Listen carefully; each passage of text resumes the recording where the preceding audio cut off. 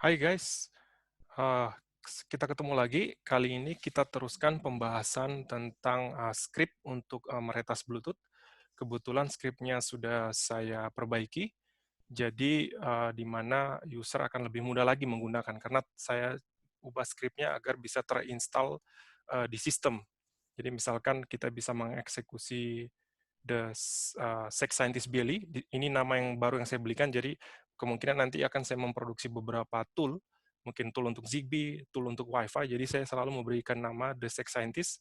Jadi kalau untuk BLE, Bluetooth Low Energy ya, singkat kepanjangannya, itu namanya nanti The Sex Scientist BLE. Jadi kita bisa mengeksekusi script ini dari pilihan 1 sampai 8 jenis serangan, masing-masing serangan ada branch-nya, di mana karena saya sudah memperbaiki skripnya, jadi itu bisa dieksekusi dimanapun ya, maupun di directory manapun, karena ini sudah terinstall di sistem. Anda bisa lihat di sini. Jadi mungkin karena banyak yang tertarik, saya coba perbaiki, kemudian saya juga tunjukkan bagaimana cara menginstal skripnya ya. Jadi kebetulan di sini saya saya coba berikan contoh install di virtual machine ya. Jadi nantinya distribusinya itu dalam bentuk zip ya, folder namanya The Sex Scientist. Di situ jika Anda masuk di situ ada namanya README. Nah, disinilah tutorialnya gimana caranya menginstal scriptnya ya ke sistem. Jadi dalam folder itu juga ada dua file penting tentunya, yaitu untuk melakukan setup dan juga untuk melakukan install semua dependensinya ya. Kemudian dalam script-scriptnya itu sebenarnya ada di folder ini ya, The Sex Scientist BLE. Ya, kita langsung saja baca tutorialnya ya. Tutorialnya sederhana. Jadi saya jelaskan dulu apa itu The Sex Scientist BLE. BLE means for Bluetooth Low Energy. Kemudian ini khusus tekniknya. Jadi saya tadi sebutkan ada 8 branch ya. Jika Anda ingin mengeksekusi hanya untuk pilihan 1, 2, 4, dan 8, maka Anda sebenarnya tidak butuh apa-apa. Yang Anda butuhkan hanya sebuah laptop running Linux dengan standar hardware Bluetooth ya. Karena laptop zaman sekarang tentunya sudah ada Bluetooth-nya. Jadi yang Anda lakukan jika hanya Anda untuk memilih pilihan 1, 2, 4, dan 8, itu Anda tidak butuh apa-apa, hanya butuh menginstal script-nya. Tapi ketika Anda ingin merunning itu di virtual machine, maka Anda butuh satu USB dongle atau external Bluetooth hardware ya. Ini eksternal Bluetooth hardware. Kenapa? Karena virtual machine yang ada saat ini, paling tidak yang saya pakai itu VirtualBox, itu tidak bisa mengakses Bluetooth yang ada di hardware milik native mesinnya ya. Mungkin ada yang ingin tahu apa itu USB dongle, mungkin saya bisa kasih gambarnya kurang lebihnya seperti ini. Jadi Anda bisa beli, atau mungkin Anda juga bisa pesan dengan saya, nanti saya bawakan kalau saya pulang liburan ke Indonesia ya.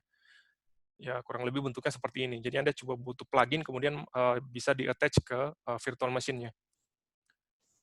Seterusnya, untuk mengeksekusi semua jenis serangan, jadi yang misalkan Anda ingin mengeksekusi semua dari 1 sampai 8, Anda tentunya butuh satu Ubertooth, karena Ubertooth ini dibutuhkan untuk melakukan sniffer. Ini adalah hardware ya, untuk melakukan sniffing. Kemudian Anda butuh 2 kali USB dongle, 2 kali USB dongle Bluetooth ya. Kenapa? Karena ketika melakukan man in the middle attack, Anda membutuhkan 2 uh, uh, Bluetooth interface. Satu interface itu untuk melakukan sniffing, untuk melakukan listening.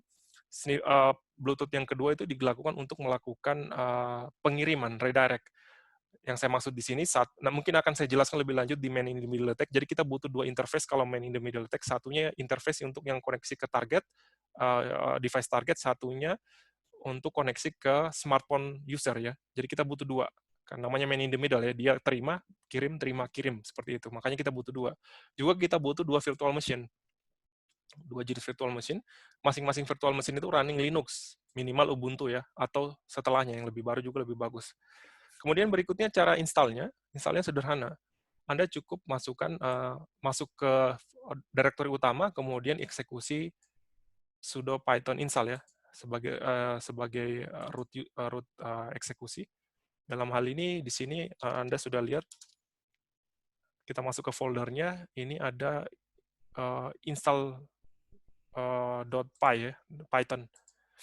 Nah, saya tidak akan melakukan ini karena prosesnya lama dan saya juga sebenarnya sudah mengeksekusinya tadi. Yang saya lakukan adalah berikutnya adalah setelah melakukan install, Anda cukup kembali mengeksekusi Python untuk setup, untuk melakukan build, ya, bangun. Berikut saya eksekusi, kebetulan sudah saya eksekusi tadi, kurang lebihnya seperti ini. Jadi setelah di-build, kemudian kita install ke sistem, ya.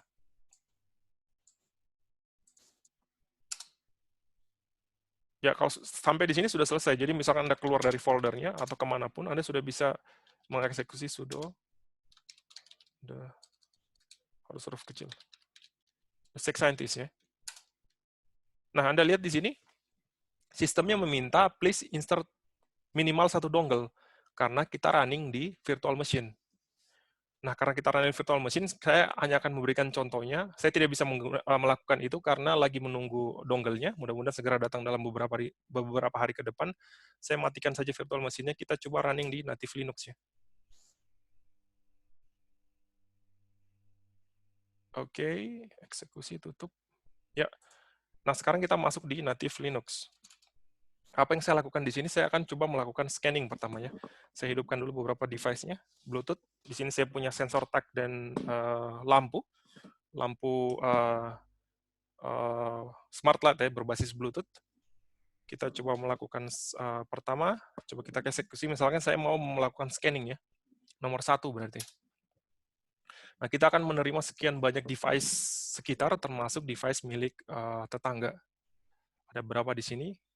Kemungkinan akan kita temukan, misalkan di sini sensor tag, ya. Di sini ini adalah sensor saya. Kemudian, ada juga entah punya siapa ini. Oh, TV, ada TV Samsung, ya, di sini. Ada Bluetooth dari TV, kita bisa lihat, tapi tentunya kita tidak boleh mengutak-atik device tetangga, ya. Nah, ini adalah lampu. Dia punya, itu buatan Texas Instruments juga sebenarnya, chipnya satu produk dengan ini, dengan apa, sensor ini.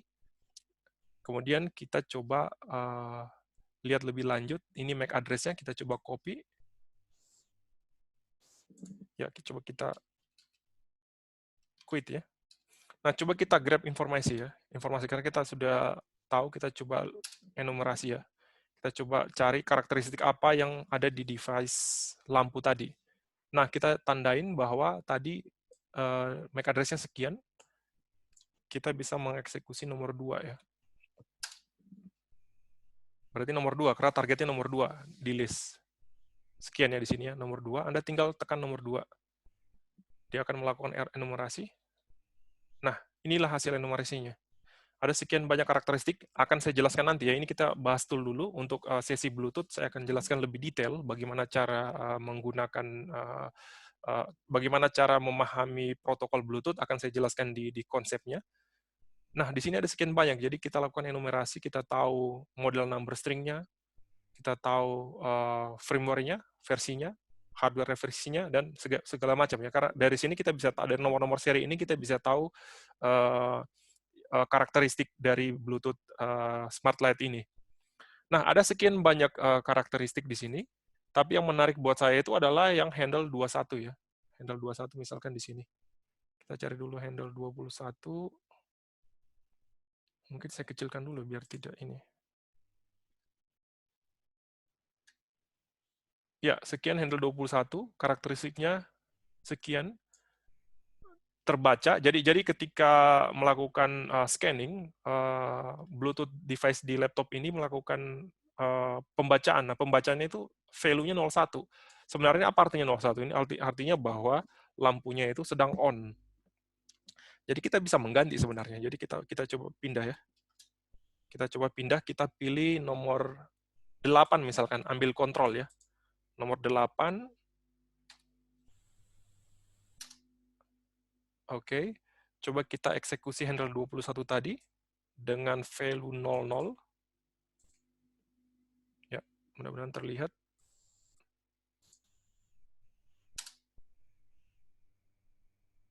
Oh, belum. Kita harus connect dulu ke device-nya. connect dulu dari cabang yang 8 tadi ya. Connect, ya terkoneksi. Kemudian kita coba eksekusi handle-nya. Mungkin di sini Anda bertanya, tapi di sini hanya untuk menunjukkan tool-nya. Nanti akan saya jelaskan konsepnya, karena pemahaman hacking itu harus butuh pemahaman konsep dulu. Jadi kita eksekusi handle 21 dengan value 00. Tadi value-nya 01 artinya on, berarti 00 itu artinya off ya. Mudah-mudahan mati. Ya, berhasil. Kita bisa on-kan lagi, atau bahkan kita bisa mengganti warna dengan handle 4B. Kebetulan saya sudah tahu handle-nya semua. Ada beberapa teknik bagaimana cara mempelajari handle dari sebuah produk Bluetooth itu.